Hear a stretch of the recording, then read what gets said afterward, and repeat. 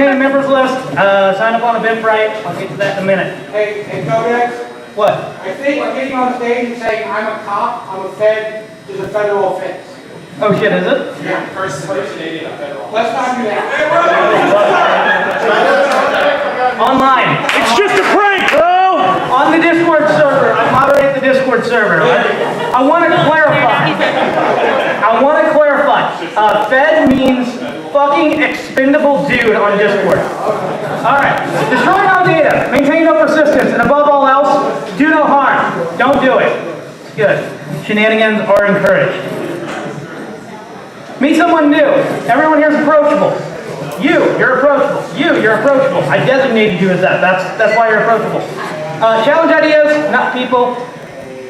Everyone here belongs to SecKC. You belong here. You belong here. The dinosaur belongs here. That guy belongs here. Thanks for coming. Sign up on Eventbrite. We use it to order pizza. Like I said, we don't maintain a members list, so don't worry about that. We literally only use it to get all of that pizza. Rip the Boulevard wall. If any of you guys are longtime members, you'll miss it and you'll know what it was. We have a new one. It's behind the glass. If I'm on stage or somebody else is, please be respectful, go behind the glass. Shut the fuck up. Go buy some swag. Is Patrick here? Yeah, it's coming. Is it? Are you? Hey! Alright, swag's here! See him! He's awesome. He's got those challenge coins I talked to you about that I fucked up. But they're still awesome. Find him, buy them from him. They're back on the table. Come and visit us between meetings. SecKC.org/about. It tells you what we're about. You wouldn't think so. I tried to petition to get it changed, but it does tell you what we're about, so do it.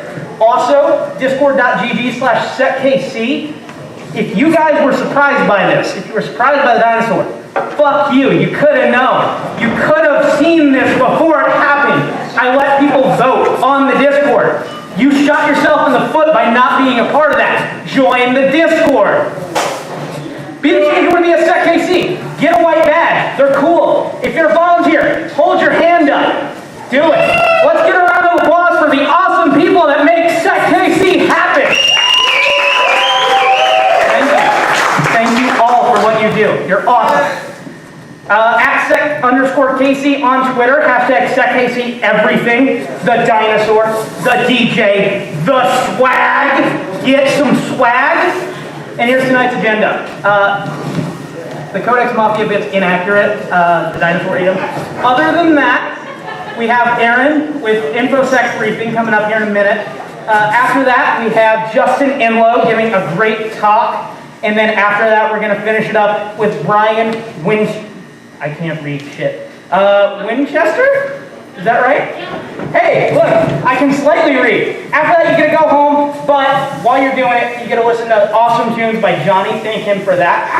But, TLDR, welcome to SecKC. What the fuck? All right, let's get that right. Maybe. Hey, there it goes. Welcome to SecKC!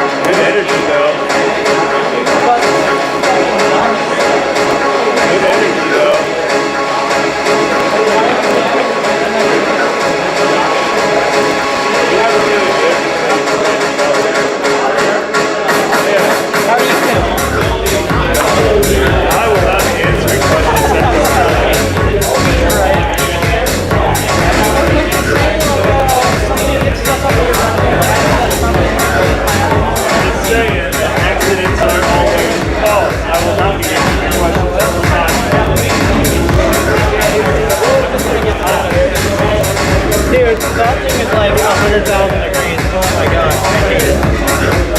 It was a bad decision.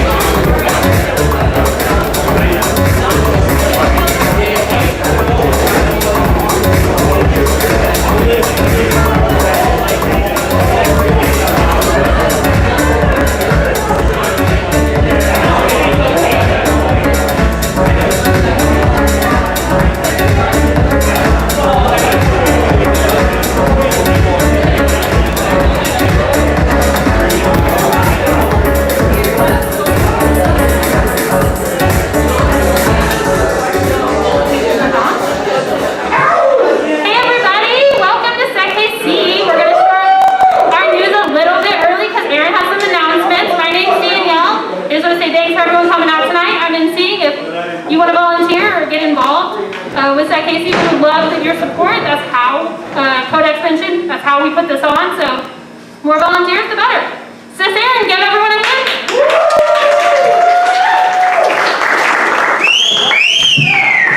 Happy Halloween, motherfuckers! My name is Sis Aaron. You might know me as one of the coolest cats you've ever seen in your life.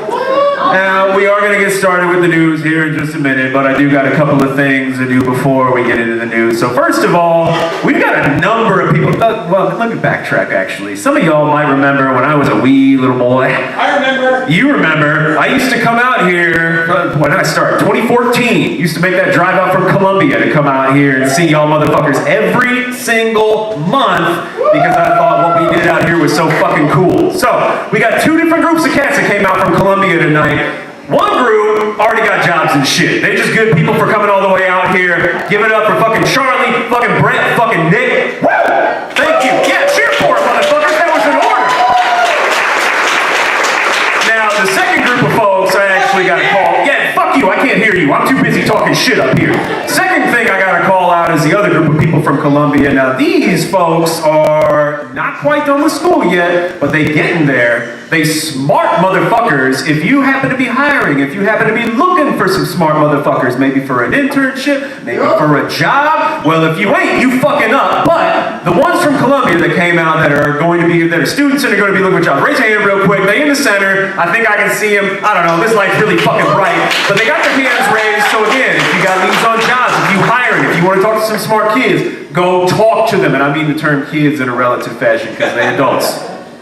So, with that out of the way, this is the open source Intel brief. So, if you have not seen a SecKC before, again, you're fucking up. But this is what goes on here. So, we all maybe kind of watch the news. Maybe you don't, all right? But if you do, you know that the real news is fucking boring. Especially the real security news, right? It's real dry. There's no fun in there. Well, we changed that shit with the SecKC news, and we do this a bit lewd, a bit crude, and very, very fast. So here's what's gonna happen. Oh, one more time for that shit. One more time with that shit. Ooh, ooh. Johnny busting out the scratches for the boy. There's a cat joke in there probably as well. Anywho, so what we do is we go over 40 different things that done happened between the last meeting and this one. We got 15 seconds to go over each of them. This goes for about 10 minutes. I, if you can't tell, have no filter whatsoever, and so I trip over my words. I cuss a lot. I get frustrated. People talk shit. I'm sorry, this thing really warm. So yeah, it's a good time though. Now here's the thing. I also understand that you don't learn a fucking thing from me. Because this is just verbal diarrhea for the next 10 minutes that you all have to sit through. But y'all keep inviting me out here, so... Now, I imagine there might be some shit that between the fucks and the shits and the whatnots that you see up here and you're like, well, damn, I actually kind of want to learn a little bit more about that. You can do that. Now, the dinosaur mentioned earlier that y'all ought to be joining the Discord. If you haven't joined the Discord yet, that's how you can do that, right thereabouts. And at some point after this whole shitstorm, I'll go ahead and post all the links that I go over in this particular talk. You'll also get to see all the shit that didn't make it in here. Greg MS told me just before I came up on the stage, he said, is there a whole bunch of Apache news in there? No, because I'm a lazy motherfucker and it didn't make it in there. And I thought that it was still only affecting one version of Apache, and he done told me that it affects like 3 versions now, so fuck me, oops. But without any further ado, let's see what's happening. So first off, we got the breaches. This one was from GetHealth.io. 61 million fucking records. Let's see, what do we got in there? Their name, date of birth, weight, height, gender, GPS logs, and a few other data sets. So GPS logs obviously being the fucking creepiest in there. I'm a pretty guy, so I don't like having stalkers. Epic Hosting had a breach. If you've never heard of Epic, they are a piece of shit hosting provider. They host the likes of Parler and other fucking nasty bullshit. Anyway, they had a breach. 32 fucking gigabytes of shit that got dropped out of their SSH key, source code, other shit. Cineverse got breached as well. You probably never heard of these motherfuckers. They got 1,250 customers. Did you know that 235 of their customers got fucking breached in this shit? That's over 20%. You got SMS messages in there, the caller, the receiver, length of the call, the cost. Oh, y'all probably heard of this shit too.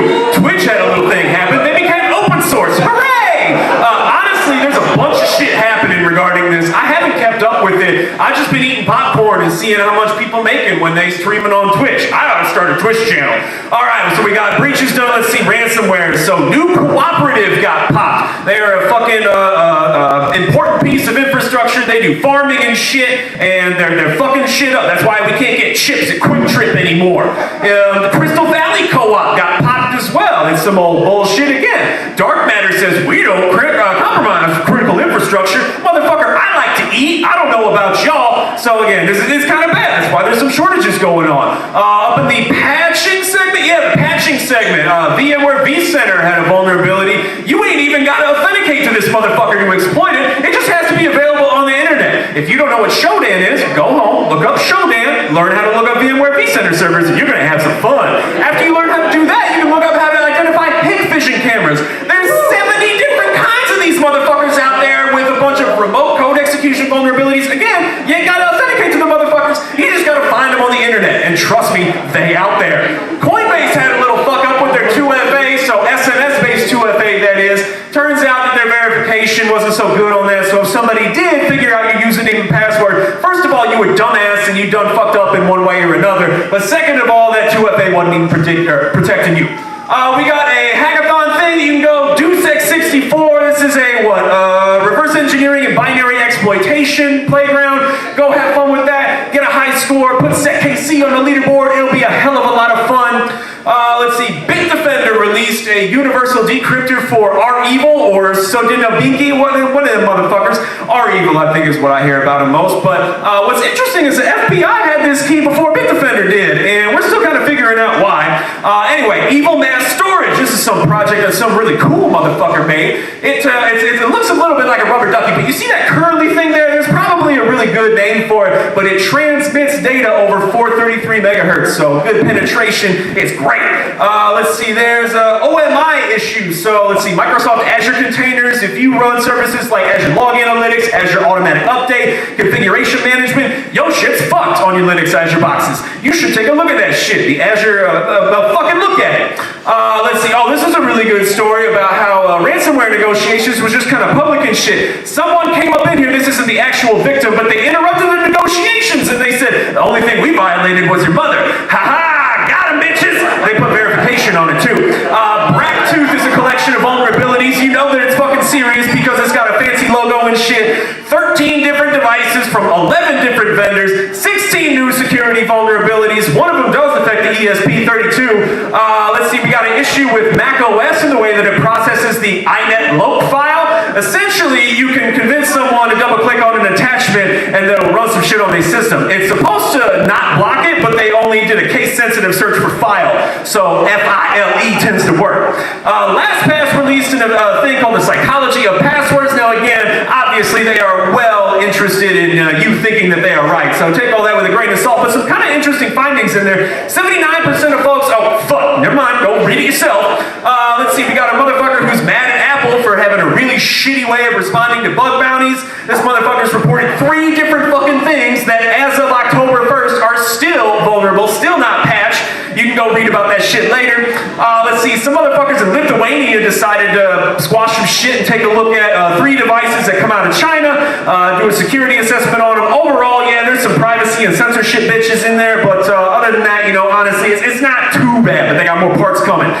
We got a really cool story from a dude who was trying to put a Wi-Fi router inside of a Walmart, but now he can't do it because fucking electronics is too expensive. It's a really good blog post. Maybe go check it out. Donate to his Patreon or some shit so that they can keep making these blog posts because it's really fucking cool.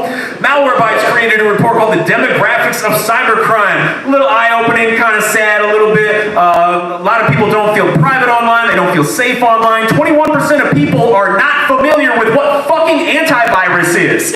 Alright, since 2016, we've had some motherfucker who's been hijacking TP-Link routers that has a 4G modem in it so they can send text messages.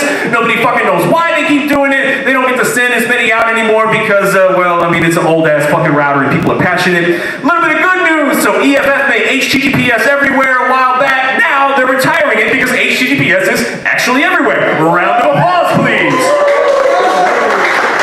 Not gonna lie, I just needed to catch my breath. All right, up next we've got, oh, this is another sad one. So fucking baby was born in a hospital that was suffering a ransomware infection. They didn't tell the mom. Baby wound up dying, and now the mom is suing this hospital because she believes that her baby was given insufficient care. Really sad shit. Interesting though.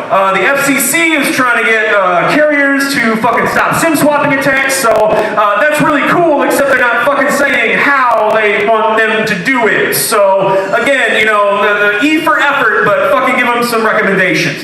This is a really cool lady who posted on Twitter saying, I don't know shit about BGP, help me learn. She did, or people did, now she's posted all the tools that people taught her about and sharing that knowledge with you. That's one of the reasons why I love this community. Go check out that blog post if you want to learn about why Facebook sucks dick. ESPector is a thing that is discovered by what? ESNet. No, fuck, not them. I don't know, it's discovered by somebody. It's another UEFI bootloader. This is the 4th one that has been found in the wild. Kind of scary shit. Let's see, it turns out that, again, HTTPS everywhere, right? That's a good thing, and it's also a bad thing because the malware comes through there too, right? So if you're not doing HTTPS inspection, you're probably missing a whole hell of a lot of shit. But then how do you balance privacy and security? That's a hard thing to do. I'm just here to tell you about it. Windows 11 came out. Isn't that cool? I don't fucking know. I mean, start menu some bullshit. You looking like some Apple-ass motherfuckers now, Windows. You can get it if you have a new enough computer. Will next year finally be the year of the Linux desktop? Probably not.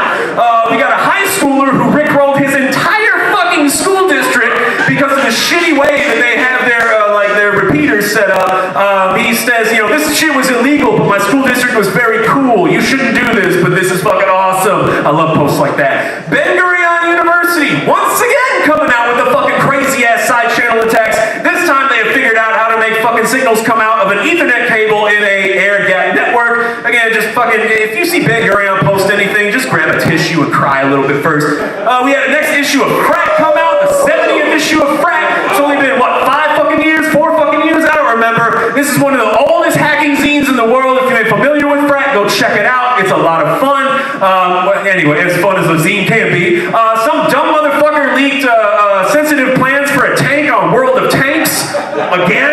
This is the second fucking time this has happened. What kind of a dumbass? Anyway, so if you ever get sensitive shit, don't fucking leak it online, all right? In other news, water is wet. Microsoft released a digital defense report. Again, take what they say with a grain of salt because they want you to buy they shit, but you cannot deny the fact that they have a global presence and thus are in a pretty unique position to be able to report on some of this shit. It is an interesting read. AMD's got an issue, a couple of issues actually with their CPUs. So first one's kind of like a heartbleed style shit. You say you only need 1 byte, it ends up giving you 4096 bytes. You can read what was in there before. There's a second issue as well, but I'm starting to run out of fucking breath, so you're gonna have to read about it on your own. Apple AirTags have an issue where they don't fucking sanitize the phone number field, so you can do a cross-site scripting attack on them. And this was reported at Apple as well, and Apple was like, please don't post this yet. And we see how that went.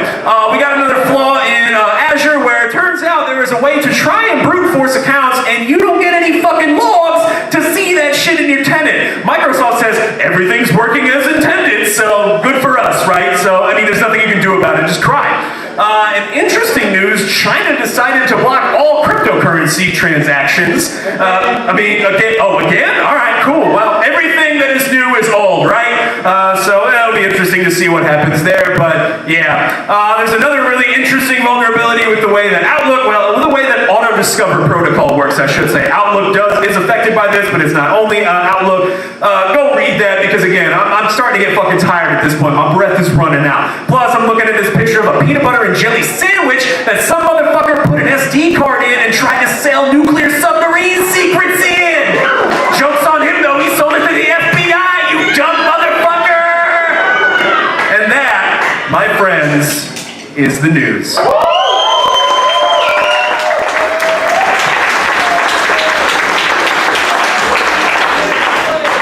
Thank you, Sis Aaron. We've got 2 great talks tonight, guys. The evil twin attack, Justin Enloe is first. And then Brandon Winchester is going to talk to us about Docker and Gitlab. Justin, if you're here, I haven't seen you yet, so come say hi to me. Everyone enjoy some beats by Johnny, and we'll be with you in a couple minutes.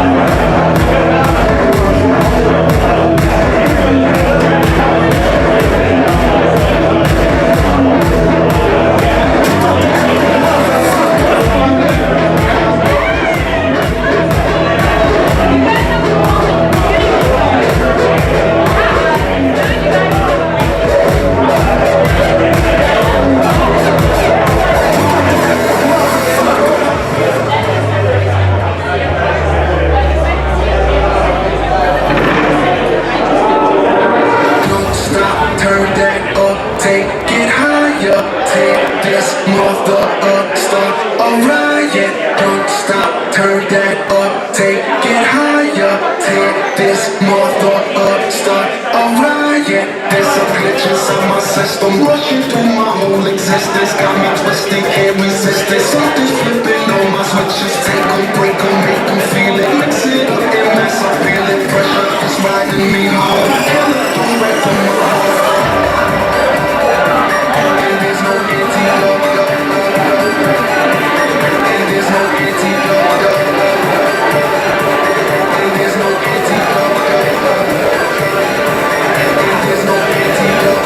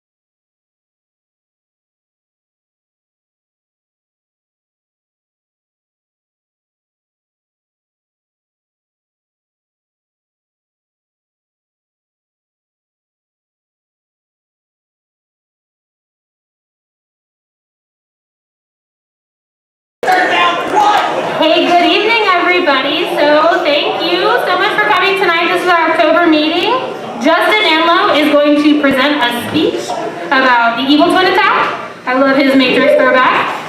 He's going to tell us all about weak passwords and how to mitigate that.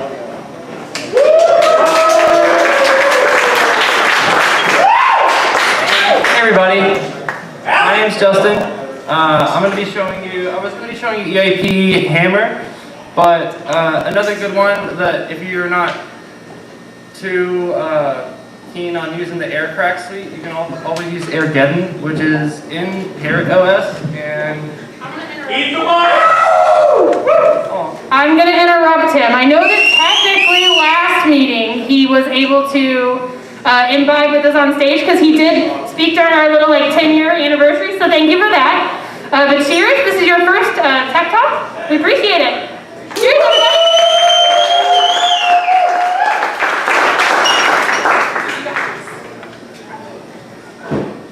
awesome. Okay. AirGeddon is a wireless network auditing tool. Like I said, if the AirCrack suite is a little intimidating, it's a good start. Just a little about me. bluzQreene on Discord. I moved here from Colorado. I'm a hacker, a psychonaut, and a musician. My interests are hacking, SIGINT, InfoSec, and music production. Yay hacking. Yeah. Yay music production. Yeah. And so it's basically a man-in-the-middle attack. So you're going to have your access point, a client, and then someone to de-authenticate the access point that client is connected to. And while de-authing that, you're going to be hosting another access point that is about the same. So then when they click on that, they'll enter the password to that original one and de-auth the access point and just return things to normal while you have the password to that initial access point. The tools used, use Kali, PAU, a Panda PAU09 adapter. These guys are really cool. Really long antennas on them. I just like filling my laptop with them and like going into Starbucks or something. Oh, oops, we're skipping now. Cool. I use a Raspberry Pi to host the initial access point, and AirGeddon is the tool that we're going to be using. So instead of bringing like a router up here and all that stuff, I just made a video. Oh, thank God. Right.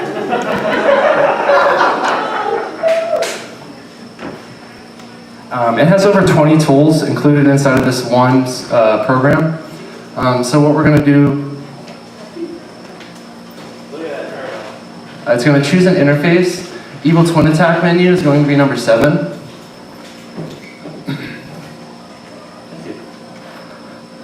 You're going to choose the one with captive portal, which is the thing that allows the person to see where they're typing in their password. And it's going to sniff for a handshake to make that initial connection. Then you're going to do a de-auth/air replay attack. And this is all like 1 to choose this, 2 to choose that, so you don't have to get scrambled with the AirCrack suite command line commands. But it's really cool because if you use AirGeddon, it's like, what's going on? Let me go back to the AirCrack suite and figure out all the commands that this is automating for me. We'll capture the handshake. And then it's going to open up 6 windows here. Your control window is where the password's going to pop up on. But you have your web server, which is hosting that captive portal. You have your de-auth, which is making sure that that access point isn't broadcasting anymore. You have your actual access point as well. And the client connected. And it's going to switch to an Android that is going to enter the password.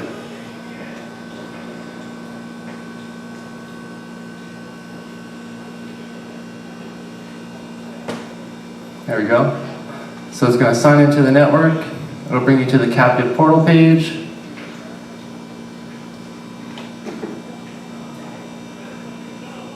You'll type in the password. Can anyone see what that password is? Butternuts. And over here on the top right, you'll see it pop up.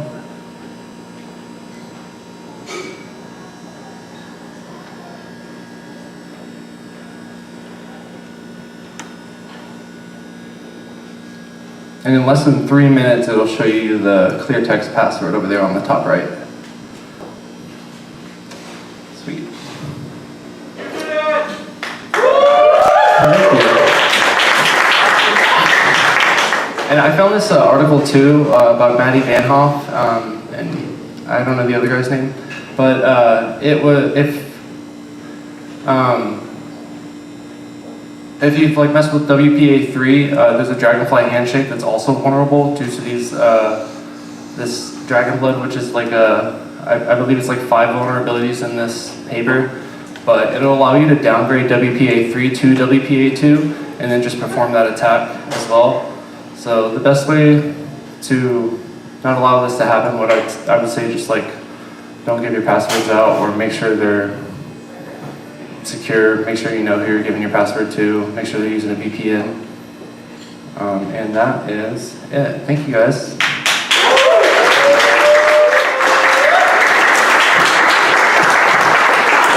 Great job! I think everyone needs a good reminder before the holiday season. You're inviting your loved ones into your home. You don't have to give them your Wi-Fi. Yeah, make a guest account. That's a great point. Yeah, make it temporary. So we're going to chill for a little bit. Our second speech tonight is from Brandon, talking about GitLab and Docker, teaching us about some containers. Everyone give a good hand for Justin for sharing. Being able to talk with us. I think those are all wonderful things to know. Thanks for teaching us something new. That's why we're all here. So everyone just chill for a little bit, grab another beer. We'll be here in just a couple of minutes. Thanks.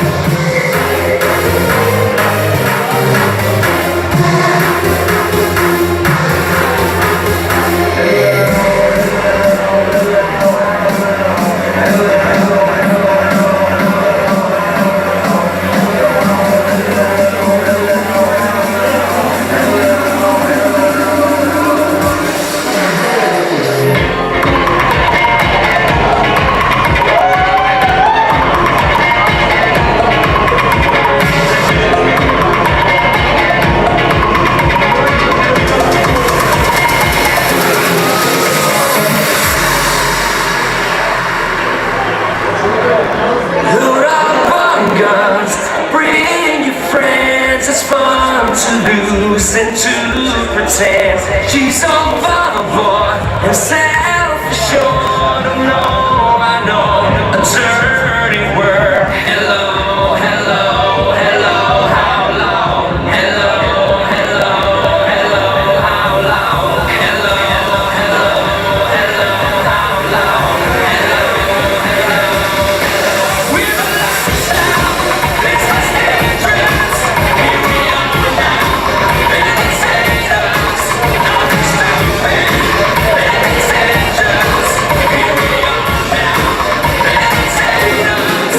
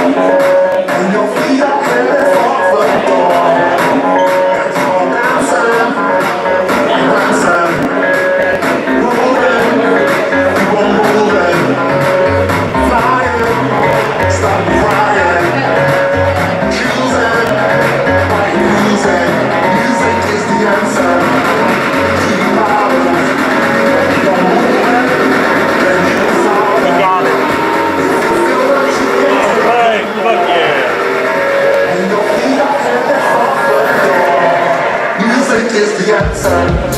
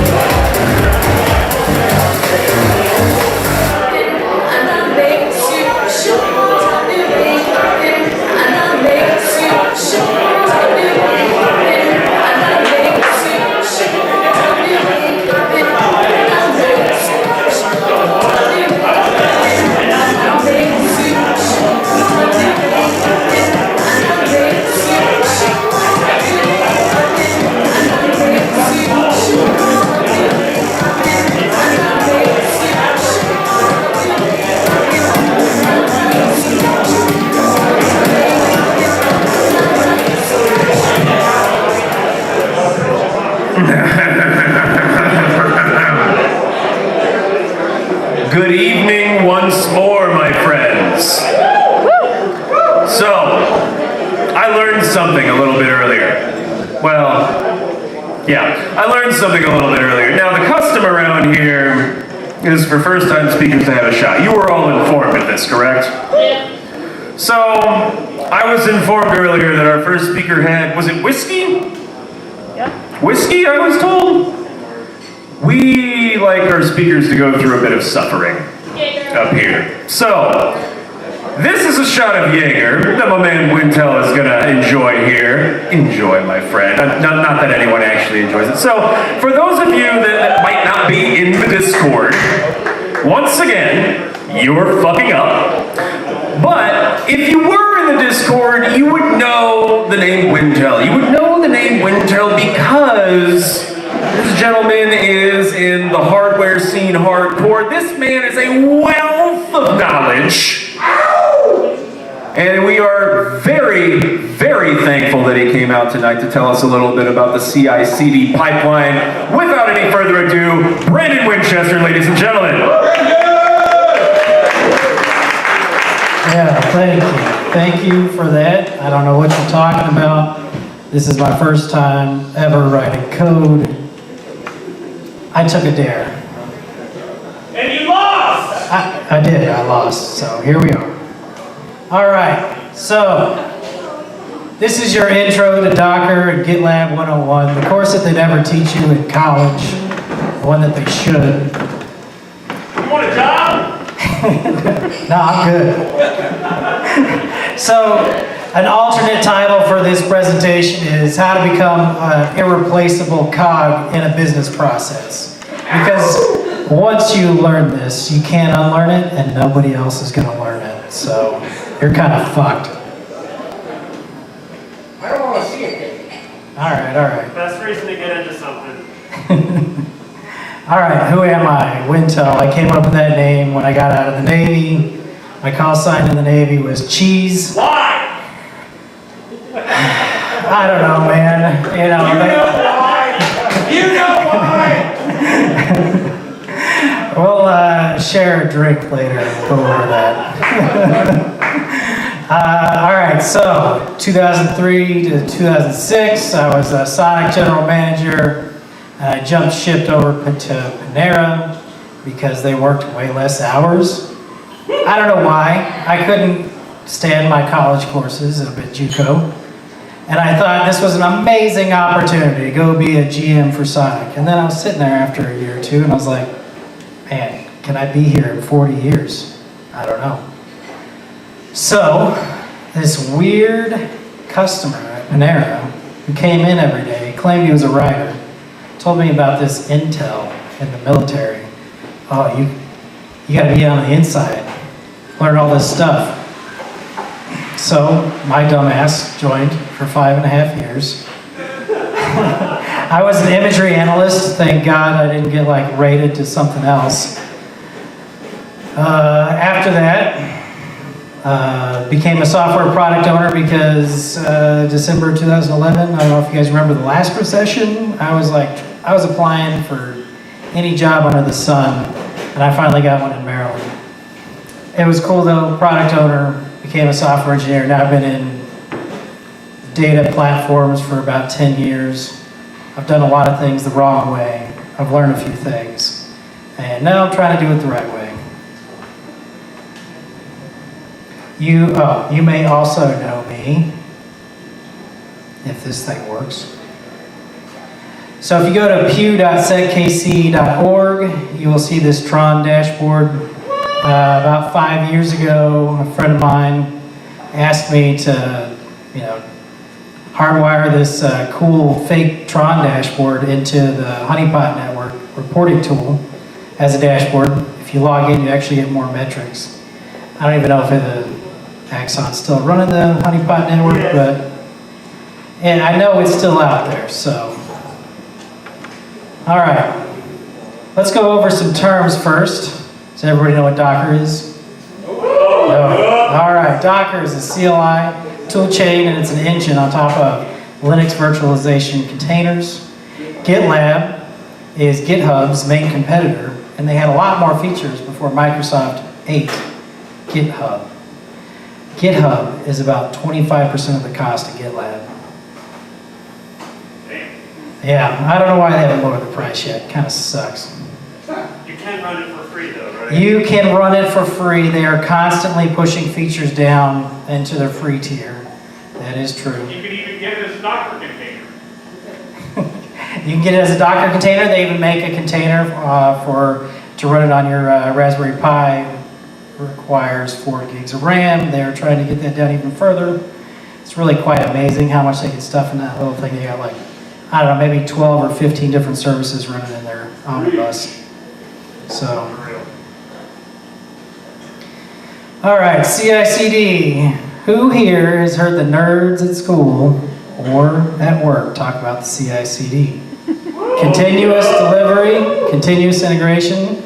I can tell you, tomorrow, go back to work, tell them they're doing it wrong, and 99.99% of the time, I bet you you're going to be right. You're not doing continuous delivery and integration unless you're deploying several times a week or even every day. CDCI. Whatever, man. All right, I swear I'm not a paid spokesperson for GitLab. I use it because it's mostly free. And it does all this cool stuff, processes that you're like, stop it. You need to be doing it this way. Like running CI/CD pipelines. All right, so some Gartner data about pipelines and GitHub and all that jazz that everybody's running to is they think that by 2023, 40% of the organizations are going to be in a streamlined DevOps value stream platform like GitLab or GitHub. I honestly think last year and this year, they probably already hit that. If your business isn't doing this and you're in some sort of software development package, you're delivering code to a customer, even hardware and code. If you're not doing this, you're doing it wrong.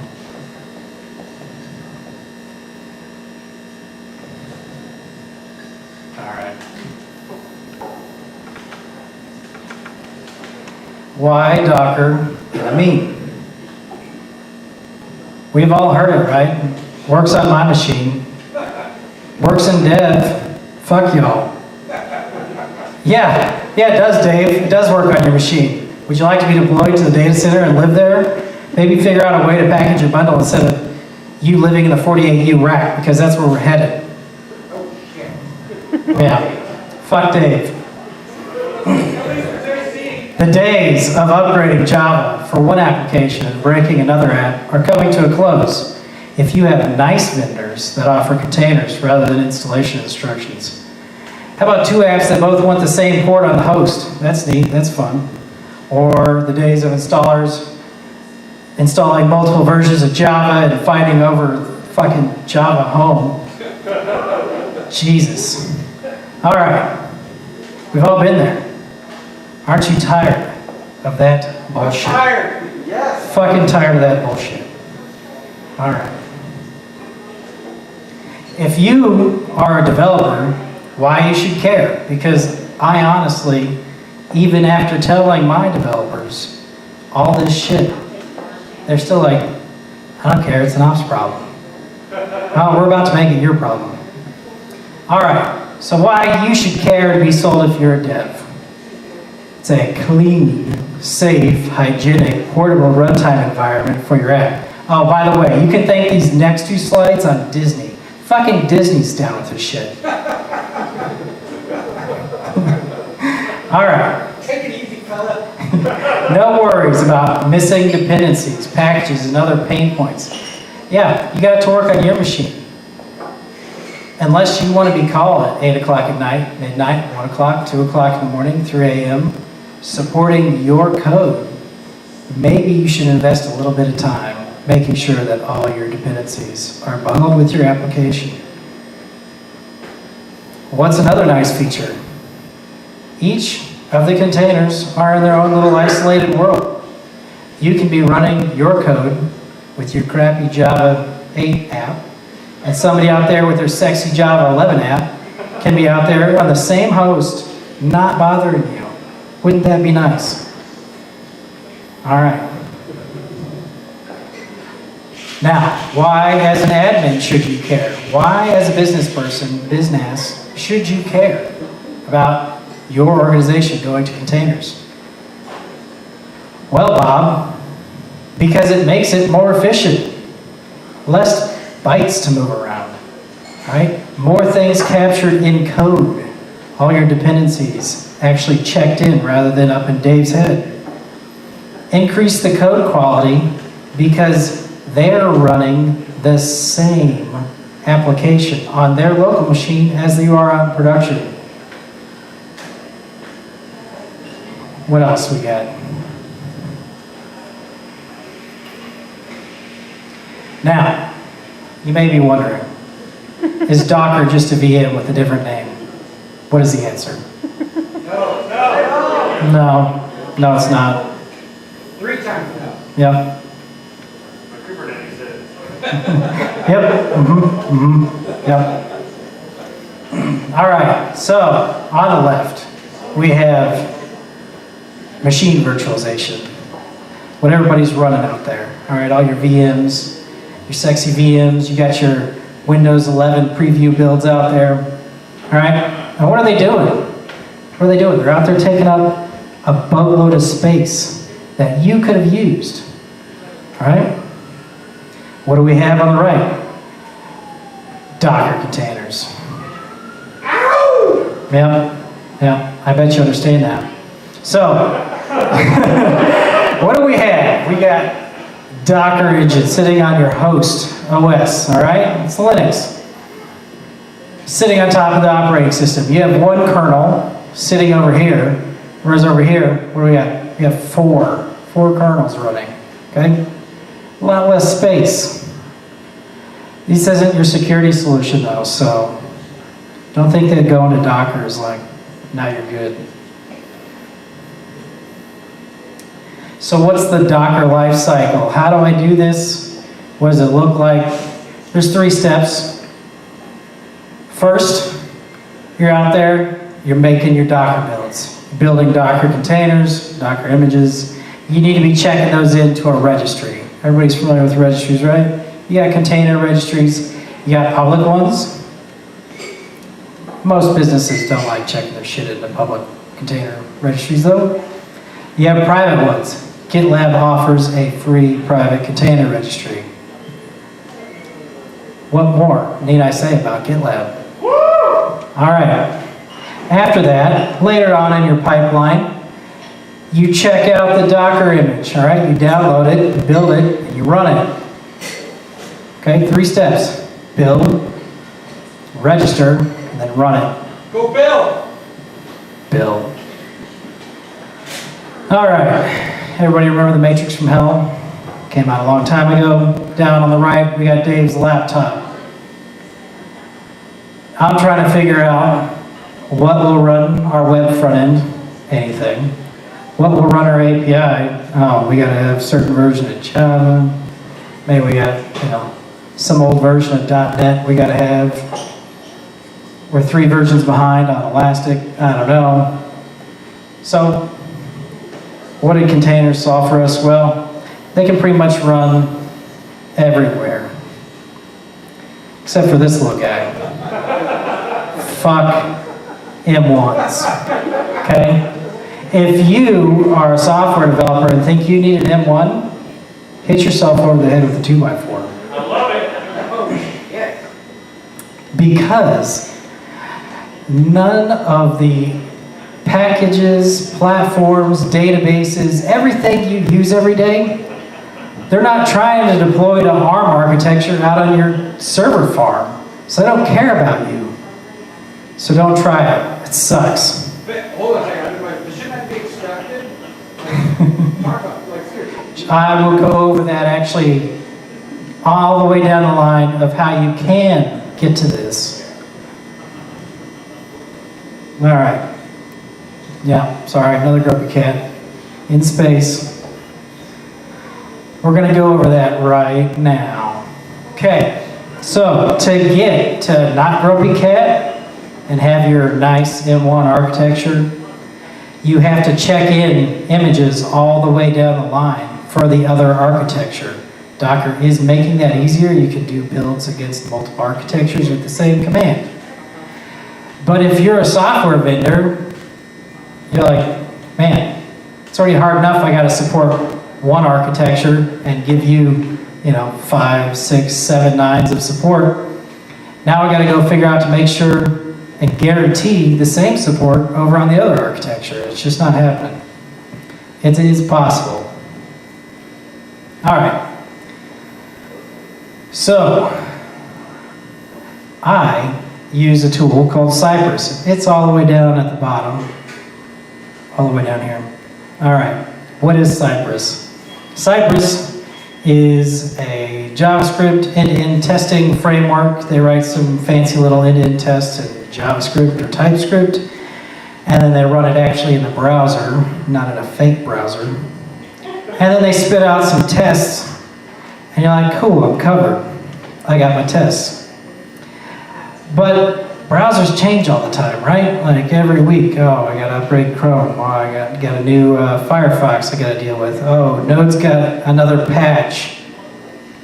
I would like to not have to deploy all that stuff if I'm managing all that infrastructure for you and all your devs with your little packages, your little versions. It would be nice if I didn't have to go out to 20, 30, 40 build containers or machines, VMs, and install all these other packages. And then, oh, by the way, support all the other people who haven't upgraded their package version like you did. That is a pain in the butt. So, insert Docker containers. You just stand up this Docker container right next to your test. It sucks in your tests, spits out the test results. And when your developers get an itch to bump the version because they just feel like, hey, I gotta be out on the latest, right? All I gotta do is change that number down there. Oh, I'm at 8.6. Now I gotta go to 8.7. Literally, all I have to do, one line right there. No more worrying about, are all my runners upgraded? Let me go run my pipelines. Hey, Dave, can you go make sure that all those machines have all these things that I want? I want to test it out. Oh, but it's not ready for production, so make sure the old stuff still works. All right.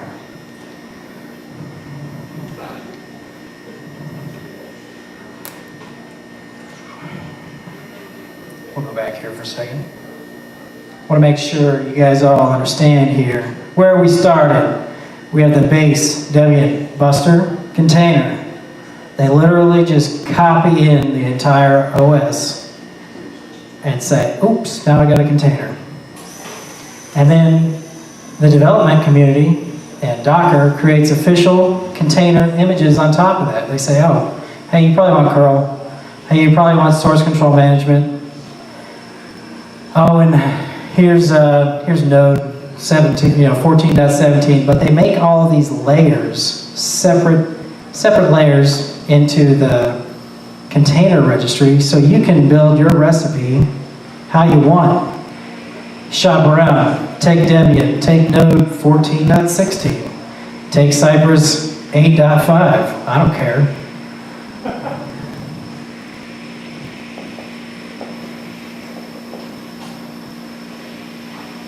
All right, so what can I do in this?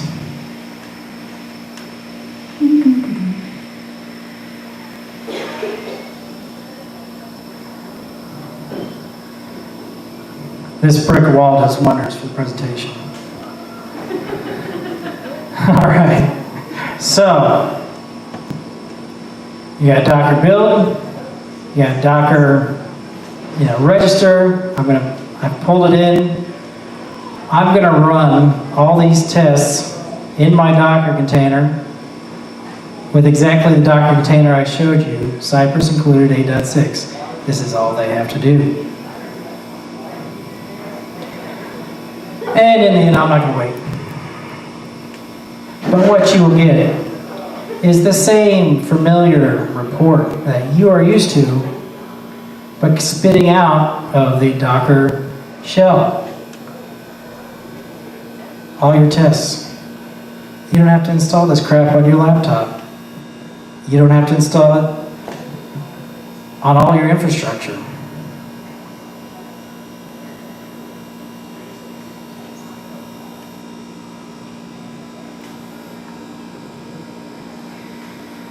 Which button do I press to hack shit? Well, my friend, you go over to the Docker desktop.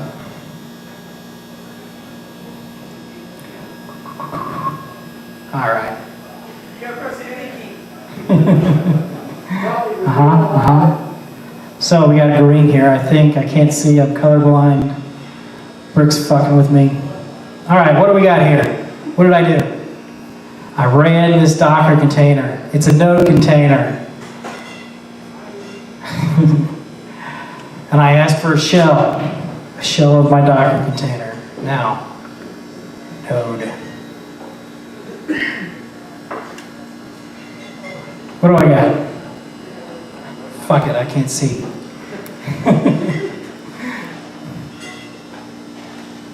What you would see is the Docker version, or the node version in there. Node not found. Yeah. Node 4. Fuck. Nope, not gonna work. I think it says it's just another brick in the wall. It does, it does. Oh, yeah. Take your parts in here. Oh, well, there we go. 14.7. Some patch I don't care about. All right. That, my friends, is how you get shell and your Docker container. Press the little fancy button. If you want to do it in the command line, docker exec sh.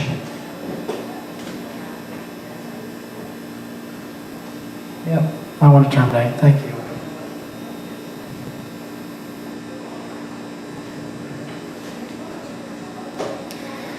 All right, let's talk about the pipelines. So, pipelines, do anything you want. Make it repeatable, all right? Capture all that knowledge that you had about getting it to run on that one system in your configuration file, and then run that sucker every single time so you don't have to remember that stuff. All that crap that you went out and you Googled, all right? Forget about it. Put it in your configuration and then run it over and over and over again. Let the machines do it. All right. So what does it look like in GitLab?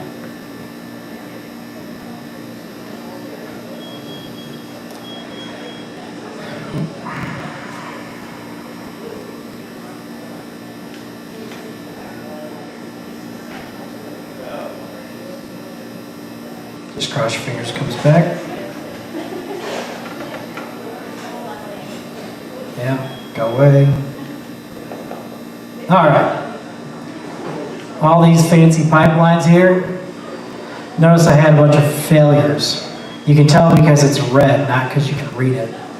All right, at the top here, you see I finally passed. I finally figured it out, okay? From that point on, I'm not gonna change my shit. I'm gonna keep running it that way.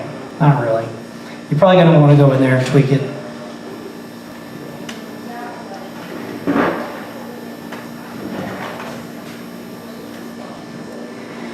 So pipelines in GitLab, I don't know if GitHub does this, you can run them in a DAG, which is a cyclic graph of some sort. Basically says you have a bunch of inputs and it means that it's not always going to be the same. You have different tests that can run, different jobs that can run, and it's all based on the variables that you give it. Which means you can do some complex crap in here. Or you can do some boring stuff.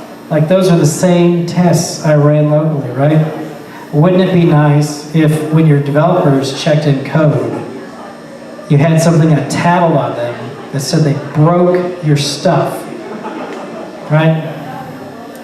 And then what if it rejected their merge? Wouldn't that be nice? Well, you can do that in GitLab.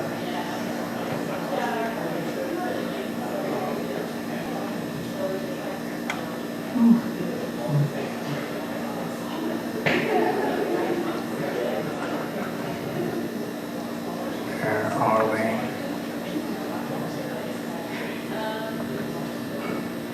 I think this was...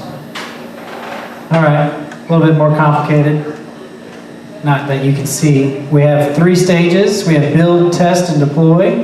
That's how you should break up your pipelines. Imagine that. You build it, you test it, you deploy it. Repeat. So with the builds, you can do things like build all your Docker containers. And then over in the test, you can consume those Docker containers and run those tests in there. Wouldn't that be nice? You can test your code and you can test your containers that are going to be deployed in production.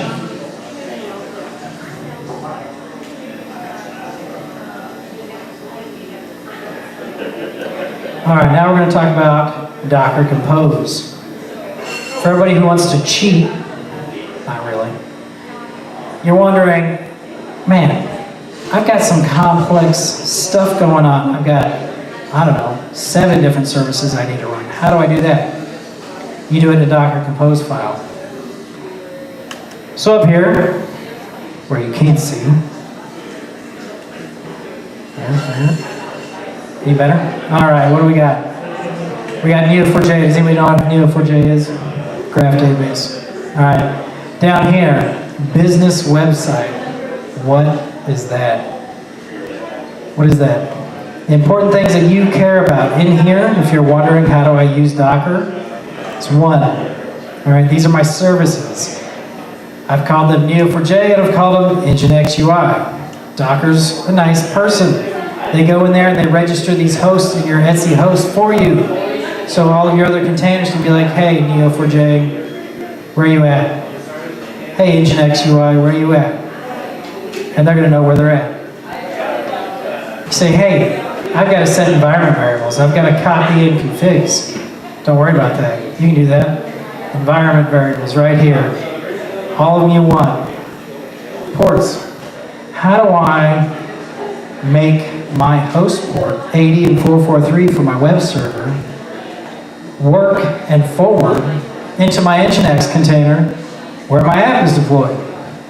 Well, my friend, ports, and then you do your host port and then the container port. Okay, it's always host and then container for everything, for your volume mounts, for your ports. I'm sure about some other stuff that I'm forgetting. So this says localhost, as in my Mac, 4200. Go ping port 80 on the Nginx container. Oh, and if I wrote some bad code, restart always. Yeah. You guys better write that down. All right, so what is this business website? How do we build this Nginx container? Why would I want to do it, right? Because nobody wants to remember all the CORS headers that you require for your modern web application, right? Go write it in a file once so I can go deploy it 50 times to support our demand because we're making money. I don't want to have to go out there again, SSH into all these boxes, change all these configs, copy it in command line, get a bunch of characters that aren't valid for configs, and try to debug that crap. Put it in this file, build a container, and I will install a container 50 times. So what do we got? Very simple. All that stuff, again, that you Google, that you should not have to remember, is in this file now. And it says, run my base host, all right? Inside the container, the directory is app/UI. I don't know if you guys, yeah, you can see it. All right, so how do I get my app into app/UI? Well, I'm going to use a Docker file. It's really complicated. All right, so we start at the top here from Nginx Alpine because, I don't know, all you security folks tell me to use Alpine. So, Alpine, Nginx, okay? I added one APK package, shoot me. All right, and then I copied my conf template from Nginx, the thing that I don't want to have to remember 50 times. And then I copied the build of my product into the container at app/UI. Bingo bongo, your job's done, okay? Go script that, your job's over. No more support calls at 3 a.m.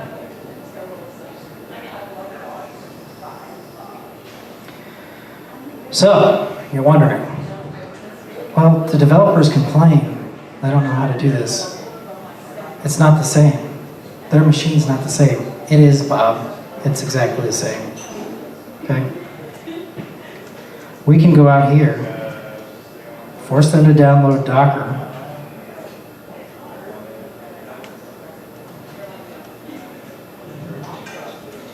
Remember that nifty Docker compose file that had my database and my Nginx server?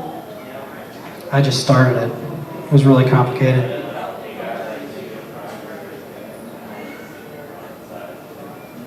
Hey-o.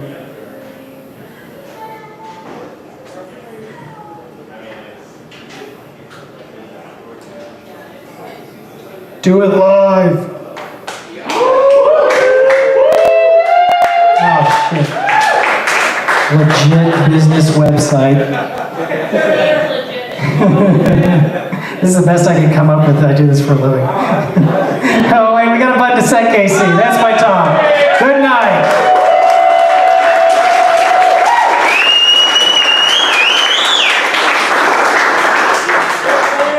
Everyone give a big round of applause to Wintel. Thank you so much for sharing. Phone calls were great tonight. We've got a ton of pizza left over here on the counter, guys. If you haven't eaten enough pizza, I would invite you to come join some pizza right now. Take it home with you. We're going to listen to some music, and then we'll probably say goodnight to everybody. But thank you so much for coming out. October's been a blast. Hopefully we'll be here next month. And again, if you're interested in volunteering or coming to hang out with us at lunch, join the Discord. I think we've told you that repeatedly all night. Join the Discord. Thank you guys so much.